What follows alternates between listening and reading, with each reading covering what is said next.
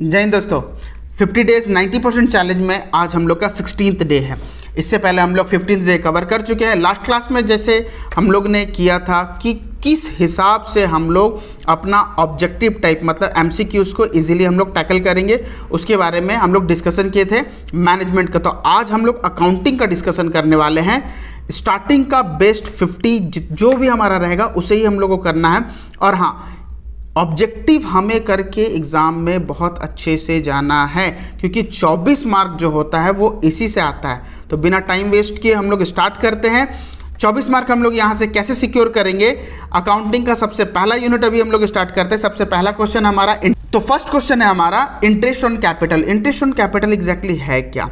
वो एसेट्स है, लाइबिलिटी है, इनकम है या फिर एक्सपेंसेस है? ऑब्वियसली वो एक्सपेंसेस है। देखो, बहुत लोगों को ये लगता है कि इंटरेस्ट ऑन एक्सपेंस मतलब हमारा जो इंटरेस्ट ऑन कैपिटल जो है वो हम लोग लाइबिलिटी में क्या करते हैं, कैपिटल के साथ ऐड कर देते हैं, तो यहाँ पे वो लाइबिलिटी होना चाहिए। नहीं, वो एग्जैक्टली एक्सपेंसेस है। हम लोग यहाँ पे ट्रीटमेंट वाइज देखते हैं।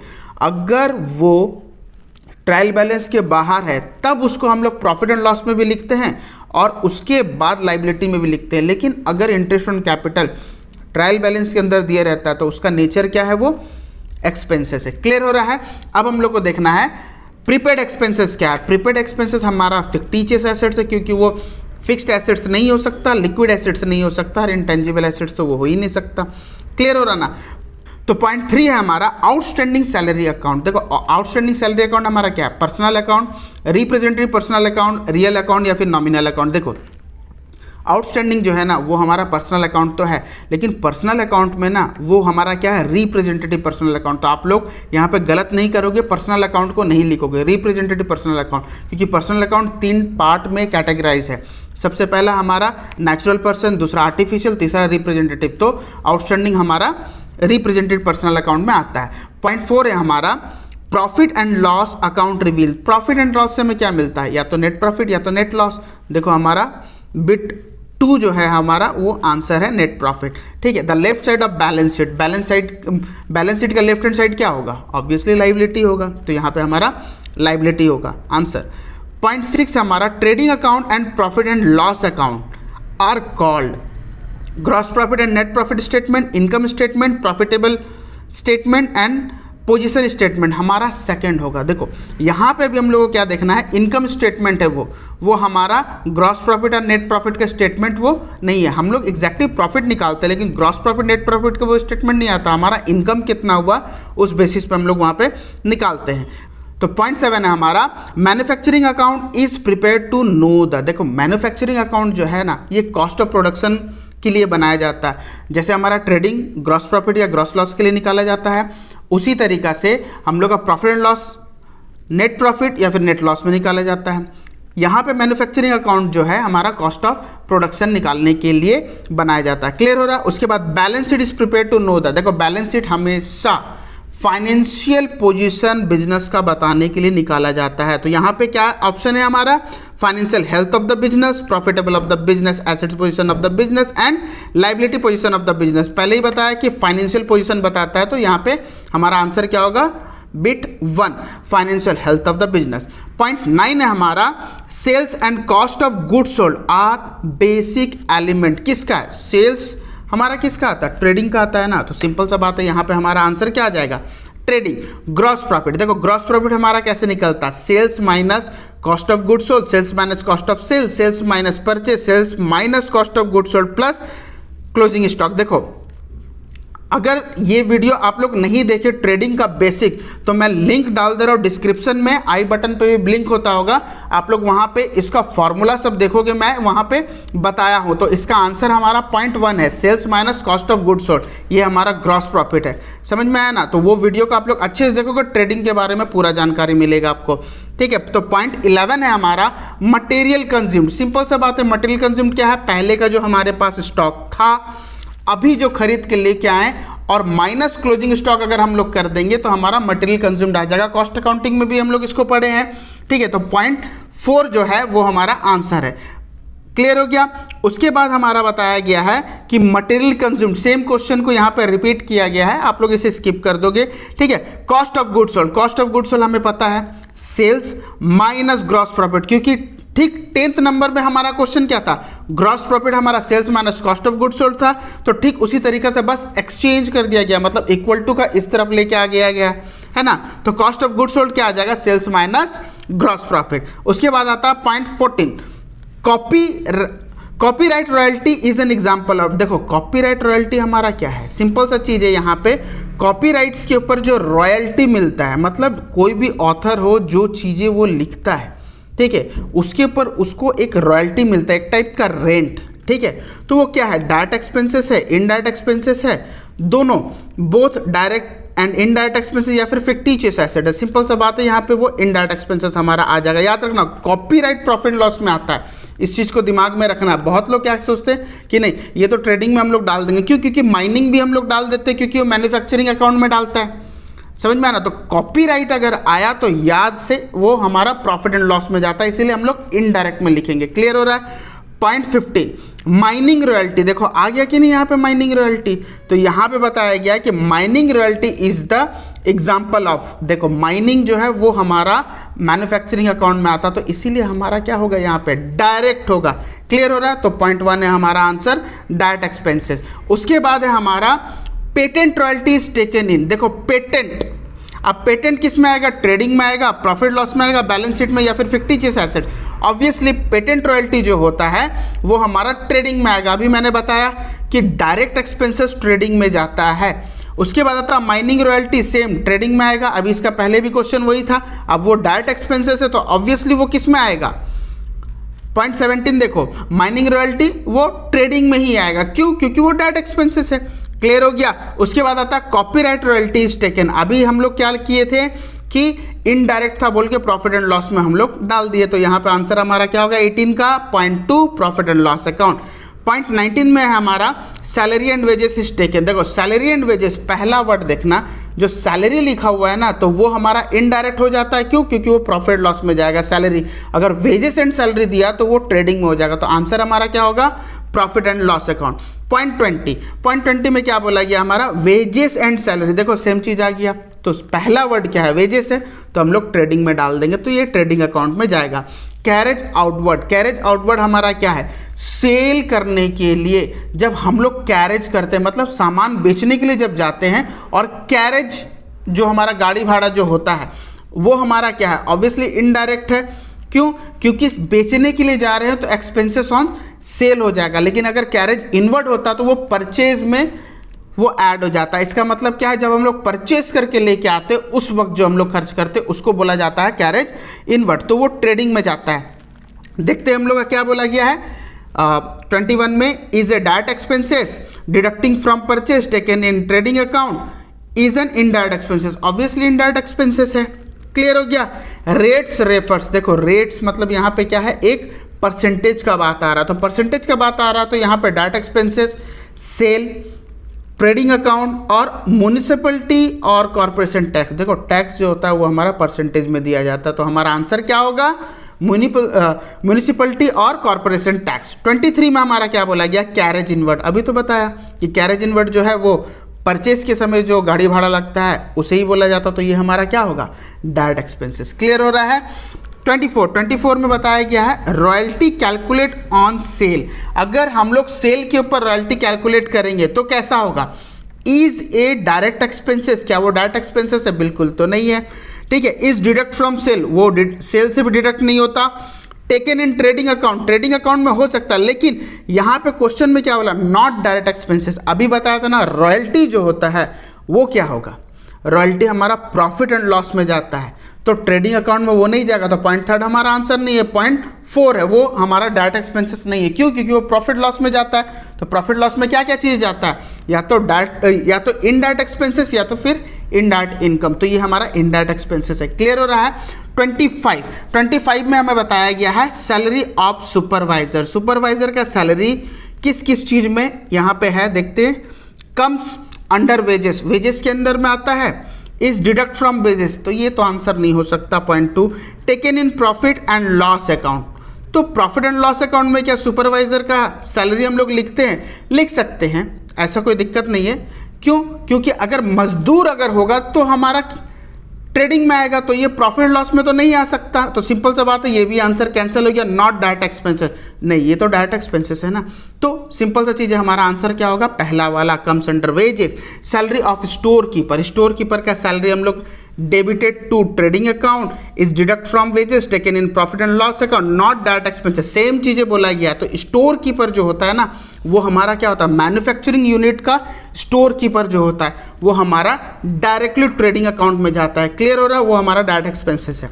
सेल्स रिटर्न, देखो सेल्स रिटर्न हमारा कहाँ लिखाया जाता है, debit side, item of trading. देखो सिंपल सा बात है, सेल्स जो होता है ना, देखो सेल्स से जब रिटर्न हम लोग माइनस करते हो वो हमेशा अपोजिट साइड का आइटम होता है, इसीलिए तो माइनस करते हैं। तो सिंपल सा बात है, वो किस तरफ लिखा होना चाहिए, ट्रेडिंग अकाउंट का, या फिर सिंपल सा चीज़ है, अगर हम लोग क्या करते हैं, बाय सेल्स लेस रिटर्न हम लोग लिखते हैं, और हम लोग क्या लगता है कि उसको हम लोग क्रेडिट साइड लिख रहे हैं। अगर क्रेडिट साइड का आइटम होता तो क्या उसे हम लोग माइनस करते, क्या माइनस तो नहीं करते, अगर वो क्रेडिट साइड का होता तो उसे ऐड करते, लेकिन अभी हम लोग क्या कर रहे हैं, माइनस कर रहे हैं, मतलब वो क्या है, वो अपोजिट साइड का है, इसका मतलब ट्रेडिंग अकाउंट का डेबिट साइड, क्लियर हो रहा है। ठीक उसी के बाद हम लोग का परचेज रिटर्न दिया गया, तो वो ऑब्वियसली सेम हम लोग का प्रोसेस में होगा कि वो माइनस अगर परचेज से हुआ तो वो अपोजिट साइड का है, मतलब ट्रेडिंग अकाउंट का क्रेडिट साइड, क्लियर हो रहा है। Outstanding salary appear inside the trial balance, अगर ट्रायल बैलेंस में आउटस्टैंडिंग सैलरी है तो आउटस्टैंडिंग डायरेक्टली हम लोग लाइबिलिटी में ट्रीट करेंगे।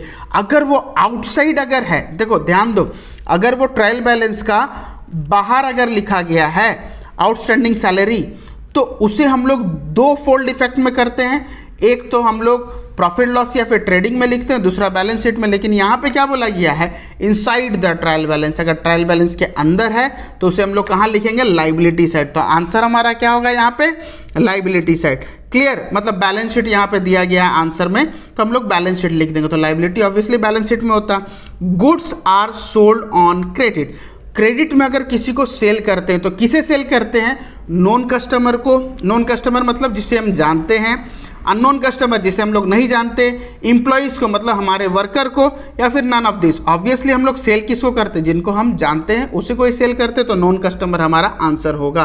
31 में बोला गया है the bad debt loss is shown in the, तो बैड डेट हमारा किस में जाता है, ऑब्वियसली प्रॉफिट लॉस में जाता है, तो हम लोग का आंसर क्या होगा, point 2 profit and loss account. The amount of provision for bad date, same चीज़ें बताया गया है यहाँ पे, तो वही प्रॉफिट लॉस में जाएगा, लेकिन हमारा ऑप्शन में है an estimate based on total sale, a percentage of total debtor, none of this. देखो प्रोविजन फॉर बैड डेट जो होता है वो हमेशा डेटर के ऊपर कैलकुलेट होता है, तो यहाँ पे हम लोग का पॉइंट 3 होगा आंसर, क्या, ए percentage of total debtor, clear हो गया।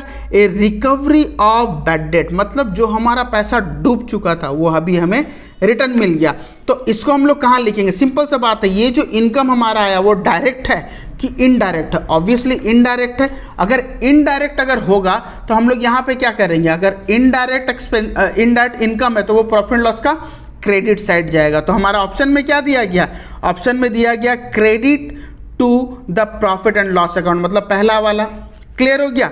उसके बाद 34 में बता रहा है the creation of a reserve of discount on debtor, simple सा चीज है कि यहाँ पे जब हम लोग डेटर से पैसा लेते हैं तो कभी कभी हम लोग क्या करते हैं, डिस्काउंट दे देते हैं, तो उस सिचुएशन में देखो क्या होगा, हमारा ऑप्शन क्या है, always found in actual practice नहीं होगा, seldom found in the actual practice, बस हम लोग यहाँ पे पैसा लेने के लिए कुछ डिस्काउंट देते हैं, तो ये हमारा क्या होगा, seldom form in actual practice, मतलब पॉइंट 2।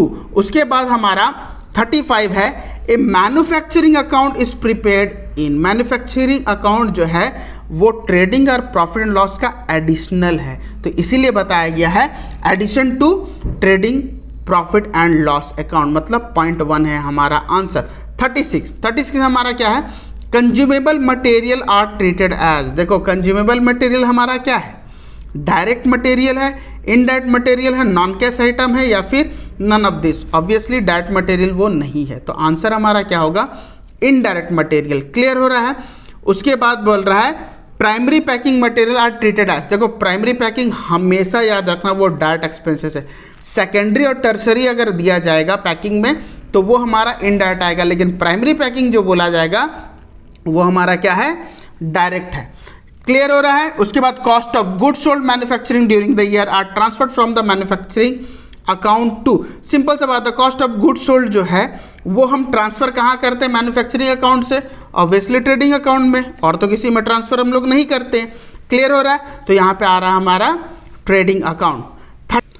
तो 39 है हमारा indirect cost are those which, देखो इनडायरेक्ट कॉस्ट हमारा क्या क्या चीज में हो सकता है। सबसे पहले can be identified with the particular product, can not be identified with the particular product. Simple सा बात है, डायरेक्ट कॉस्ट जो होता है वो हम लोग इजीली एक प्रोडक्ट के साथ आइडेंटिफाई कर सकते हैं, लेकिन इनडायरेक्ट जो है वो हमारा प्रोडक्ट के साथ आइडेंटिफाई नहीं होता। तो हमारा आंसर क्या होगा, second, can not be identified with the particular product. Point 40 में हमारा बोला गया है the value of closing stock should be credited to, simple सा चीज है, क्लोजिंग स्टॉक कहाँ जाता है, ट्रेडिंग का क्रेडिट साइड। तो हमारा आंसर क्या होगा, पॉइंट 1। क्लियर। 41 में हमारा क्या बोला गया, the closing stock is valued eight, हाँ देखो क्लोजिंग स्टॉक को वैल्यू कैसे किया जाता है, जैसे देखो फर्स्ट ईयर में आप लोग को पढ़ाया गया था मटेरियलिटी, ठीक है, एक पॉइंट था हमारा कंसेप्ट एंड कन्वेंशंस का मटेरियलिटी, जिसमें यह बताया गया था कि प्रूडेंस जो होता है वो हमेशा मतलब अकाउंटिंग ऐसा चीज़ शो करता है जिसमें ज़्यादा प्रॉफिट दिखाया जा सके। तो क्लोजिंग स्टॉक में हमेशा उसी चीज़ को लिया जाता है जो विच एवर इज लेस है, मतलब मार्केट प्राइस क्या है, कॉस्ट प्राइस क्या है, उससे कुछ लेना देना नहीं है, जो कम है उसे ही सिलेक्ट किया जाएगा।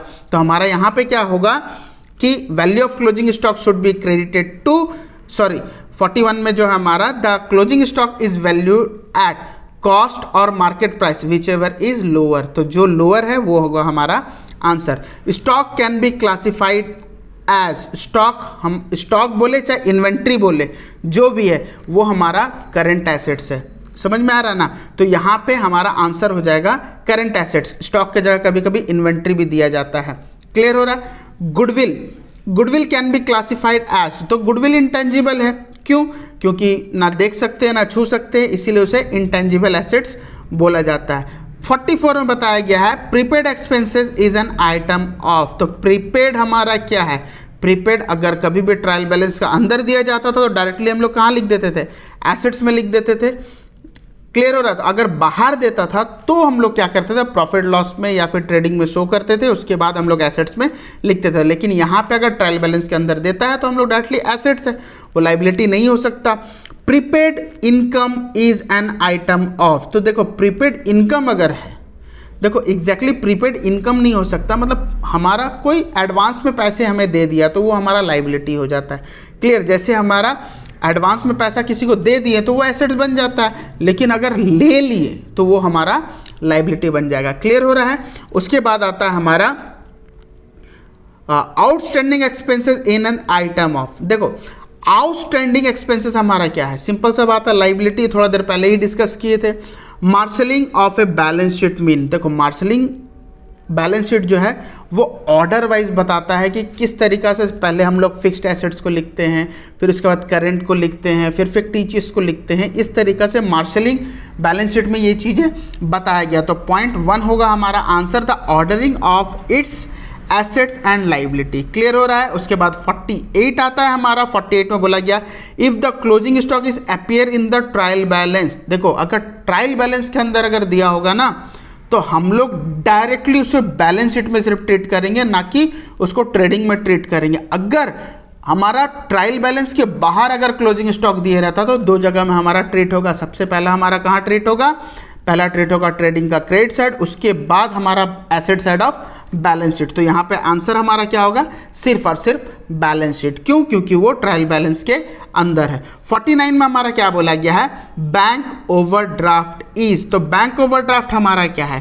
करंट एसेट्स है, करंट लाइबिलिटी है, नॉन करंट एसेट्स है, non current liability obviously current assets है। क्लियर हो रहा है। उसके बाद आता है हमारा बैंक अकाउंट इज, तो बैंक अकाउंट हमारा क्या है, रियल अकाउंट है, पर्सनल अकाउंट है, both personal and real account है, नॉमिनल अकाउंट है। देखो एग्जैक्टली रियल अकाउंट होना चाहिए, लेकिन अगर कि कोई बैंक का नाम अगर है तो वो पर्सनल अकाउंट होगा, अदरवाइज उसको हम लोग रियल अकाउंट में ट्रीट करेंगे। क्लियर हो रहा है। यहाँ पे हम लोग 50 MCQs क्लियर कर लिए हैं। आप लोग अपना टेस्ट पेपर से खुद से भी यहाँ पे प्रिपरेशन कर सकते हैं, लेकिन एग्जैक्टली मैं बेसिक के साथ बता रहा हूँ। तो ये सब चीज़ें जो है ना, हमारा 50 डे 90% चैलेंज अपने दोस्तों के साथ शेयर करें। जो लोग नए हैं सब्सक्राइब करके जाए, लाइक ज़रूर करना और कमेंट में फीडबैक अपना ज़रूर देना। और हाँ, जब भी MCQs करोगे ना, पॉज कर करके कमेंट करना कि हमारा आंसर क्या होगा, उसके बाद मेरा आंसर सुनना। तो एक गेम की तरह इसको खेलो। और इससे पहले मैंने मैनेजमेंट बनाया था, वो भी जाके देख लो। देखो 24 मार्क बहुत बड़ा वेटेज होता है हमारा, 30% होता है। तो MCQs को अच्छे से करके जाना है, मतलब अच्छे से करके जाना है। अगर अच्छा मार्क्स रखना है तो MCQ शॉर्ट टाइप हम लोग को करना बहुत बहुत ज़्यादा इंपॉर्टेंट है। तो जब तक हमारा नेक्स्ट वीडियो नहीं आ जाता, तब तक बोर्ड प्रिपरेशन जो है वो पढ़ लो बे से कर लो बे। तब तक स्टे ट्यून एंड जय हिंद।